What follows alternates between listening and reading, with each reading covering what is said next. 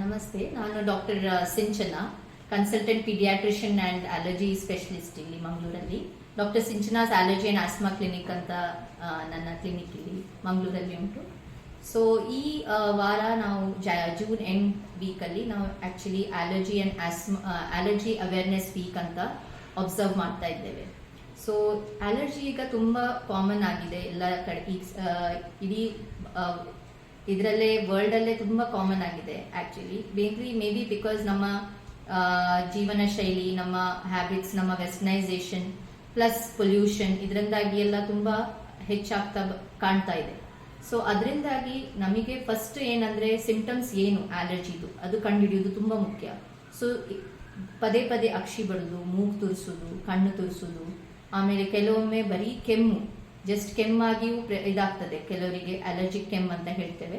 ಅಥವಾ ಕೆಲವೊಮ್ಮೆ ಆಸ್ಮಾದ symptoms, asthma ಅಂದ್ರೂ ಒಂದು ರೀತಿಯ ಅಲರ್ಜಿ. ಸೊ ಅದರಲ್ಲಿ ದಮ್ ಕಟ್ಟಿದಾಗ ಆಗೋದು, ನಡೆಯುವಾಗ ಉಬ್ಬಸ ಬರೋದು, ಇಂಥ ಸಿಂಪ್ಟಮ್ಸ್. ಅಥವಾ ಫುಡ್ ಅಲರ್ಜಿ ಅಂದರೆ ಕೆಲವು ಫುಡ್ ತಿಂದ ಕೂಡಲೇ, ಪದಾರ್ಥಗಳು ತಿಂದ ಕೂಡಲೇ ಕೆಲವರಿಗೆ ರ್ಯಾಷಸ್, ಬಾಯಿ ಸುತ್ತ, ಕೆಲವರಿಗೆ ಊತ ಬರ್ತದೆ, ಕಣ್ಣು ಸುತ್ತ ಊತ ಬರ್ತದೆ. ಇಂಥದ್ದೆಲ್ಲ ಸಿಂಪ್ಟಮ್ಸ್ ಕಂಡುಹಿಡಿಯುವುದು ತುಂಬ ಮುಖ್ಯ. ಮತ್ತೆ ಕೂಡಲೇ ಅದಕ್ಕೆ ಬೇಕಾಗಿ ಚಿಕಿತ್ಸೆ ಅಥವಾ ಅದಕ್ಕೆ ಬೇಕಾಗಿ ಏನು ಇದು ಉಂಟು, ಟ್ರೀಟ್ಮೆಂಟ್ ಉಂಟು, ಅದು ತಗೊಳ್ಳೋದು, ಸರಿಯಾಗಿರುವ ಟ್ರೀಟ್ಮೆಂಟ್ ತಗೊಳ್ಳೋದು ತುಂಬ ಅಗತ್ಯ. ಸೊ ಅದಕ್ಕೆ ನೀವು ಯಾವ ಸ್ಪೆಷಲಿಸ್ಟ್ ಹತ್ರ ಹೋಗಿಯೇ ಅದನ್ನ ಇದು ಮಾಡಬೇಕಾಗ್ತದೆ.